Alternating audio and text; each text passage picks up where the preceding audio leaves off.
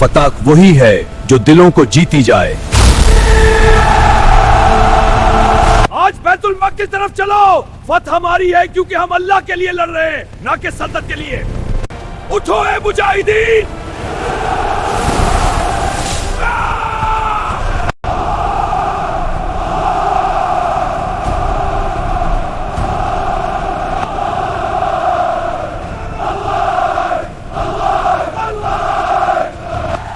रहम करो, ये अल्लाह का हुक्म है, फतह रहम से मुकम्मल होती है। तीर चलो, अल्लाह की मदद हमारे साथ है। हम इंसाफ के लिए लड़ते हैं, अल्लाह की फतह हमारी है। Worthy foe, let our blades decide. मैंने तलवार से नहीं, ईमान से जीता है।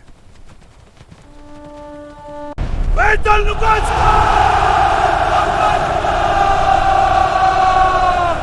बैतुल मक़दस मुसलमानों का है और रहेगा।